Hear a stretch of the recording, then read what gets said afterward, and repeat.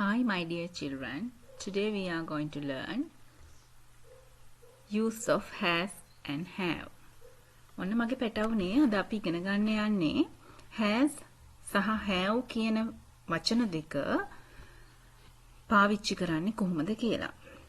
As a full verb සම්පූර්ණ ක්‍රියාපදයක් විදිහට කොහොමද අපි මේ has have පාවිච්චි කරන්නේ කියන එක තමයි අද අපි ඉගෙන ගන්න යන්නේ. එතකොට පුතේ has have අපිට පුළුවන් උපකාරක පදයක් විදිහටත් use කරන්න. හැබැයි අද අපි පාඩමේදී කතා කරන්නේ has have කොහොමද සම්පූර්ණ ක්‍රියාපදයක් විදිහට වාක්‍යයක යොදන්නේ කියන එකයි. Use of has and have as a full verb.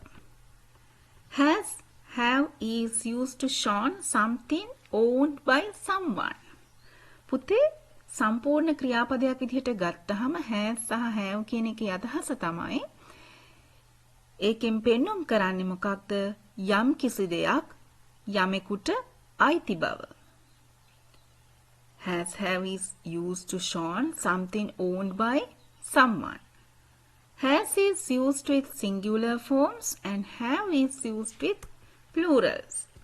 Has පාවිච්චි කරන්නේ එක වචන එක්ක, have භාවිතා කරන්නේ බහුවචන පදත් එක්ක.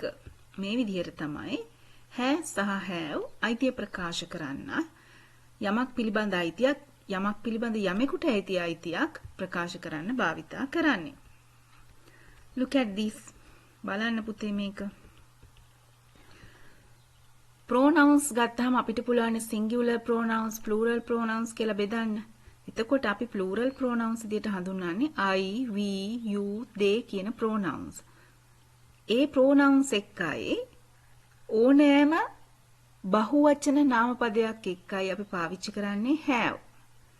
With plural pronouns and nouns we use have. And also with singular pronouns and nouns we use has.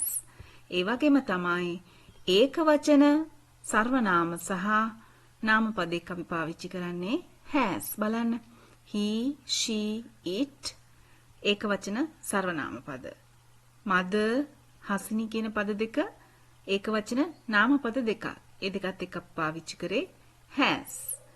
මෙන්න මේ විදිහටයි has සහ have කර්තෘ අනුව අපි බෙදාගන්නේ. කොහොමද මේ has ගන්න කොහොමද have ගන්න කියන එක තීරණය කරන්නේ ඒ ඉන්න කර්තෘගේ ඒක වචන සහ බහුවචන භාවය අනුව. ඒ කියන්නේ singular subject එකක්ද plural subject එකක්ද තියෙන්නේ කියලා බලලා තමයි පුතේ අපි has have යොදන්නේ. එහෙනම් singular subject එකක් නම් if the subject is singular we use has, if the subject is plural we use have. And then look at these examples. has මං කියවනේ මේකේ කාට හරි යමක් අයිති කියලා කියන්නේ අපි has have පාවිච්චි කරන්න කියලා. බලන්න examples දිහා. he has a ball. ඔහුට බෝලයක් තියෙනවා. එතකොට ඔහුට තමයි මේ බෝලේ අයිති. he has a violin. ඔහුට වයලීනයක් තියෙනවා. the dog has a new collar. බල්ලට අලුත් collar එකක් තියෙනවා. my father has a car. මගේ තාත්තට කාර් එකක් තියෙනවා. බලන්න මේ subjects හතරම singular. ඒකයි අපි has පාවිච්චි කරේ. And then look at the next examples. have. I have a new pen. මට අලුත් පෑනක් තියෙනවා. We have a big playground. අපිට ලොකු පිට්ටනියක් තියෙනවා. You have new books. ඔයාට අලුත් පොත් තියෙනවා. They have new bags. ඔවුන්ට අලුත් බෑග් තියෙනවා. Some children have cars. සමහර ළමයින්ට කාර් තියෙනවා. බලන්න මේ has have දාලා මගේ පුතේ ඔයාලටත් පුළුවන්ද කියලා sentences ගොඩනගන්න. ඔයාට තියෙන දේවල්, තව කෙනෙකුට තියෙන දේවල්, ඔයා ඒගොල්ලොන් සතුව තියෙන දේවල් අයිතියක් විදිහට ප්‍රකාශ කරන්න has have full verb එකක් විදිහට ගන්න පුළුවන්. ඒ විදිහට අරගෙන sentences හදලා පුතාලා practice වෙන්න කොහොමද අපි මේ has have කියන වාක්‍ය වචන දෙක වාක්‍යයක යොදන්නේ කියන එක. And then look at the next one පුතේ චුට්ටක් බලන්න මේක දිහා. Have you got කියන පදයක් තියෙනවා. මේ පදයෙන් අහන්නේ ප්‍රශ්නයක්. ඒකෙන් අදහස් වෙන්නේ පුතේ have you got, has he got. ඒක අපි change කරන්න පුළුවන් has have change කරන්න පුළුවන් වෙනස් කරන්න පුළුවන්. හැබැයි question එකක් විදිහට තමයි මේක අහන්නේ. මේක පාවිච්චි කරන්නේ have you මම ප්‍රධාන වශයෙන් කියනකො have you got පාවිච්චි කරන්නේ කොහොමද කියලා. Have you got is used to ask whether anybody has something. යමෙකුට යමක් තියෙනවද කියලා අහනකොට අපි මේ අරයට අර දේ තියෙනවද? අරයට අලුත් ගයක් තියෙනවද? ඒ වගේ ප්‍රශ්න අහනකොට අර සෙත්මිට අලුත් කාර් එකක් තියෙනවද? අන්න ඒ වගේ ප්‍රශ්න අහනකොට පුතේ අපිට පුළුවන් යමෙකුට අයිති වෙලා තියෙන යමක් ගැන ප්‍රශ්නයක් අහනකොට have you got කියන වාක්‍ය රටාව පාවිච්චි කරන්න පුළුවන්. ඒක හරිම ලස්සන වාක්‍ය රටාවක්. Have you got an eraser? ඔයාගේ eraser එකක් තියෙනවද? මකනයක් තියෙනවද? Has your teacher got a car? ඔයාගේ ටීචර්ට කාර් එකක් තියෙනවද? Have they got bottles? ඔවුන්ට බෝතල් තියෙනවද? Has he got a car? ඔහුට කාර් එකක් තියෙනවද?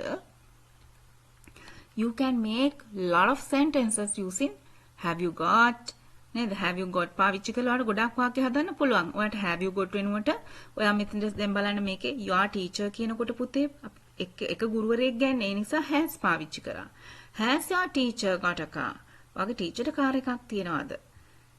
ඒ වගේම මෙතන බලන්න he කියන එක ඒකවචන සර්වනාම පදයක්. ඒ නිසා එතෙන්දිත් අපි has පාවිච්චි කළා. ඒකේ ගැටලුවක් නෑ. ඔයාලට has කියන එක මුලට දැම්මොත් ඔයා කර්තෘ විදිහට භාවිතා කරන්න ඕන ඒකවචන පදයක්.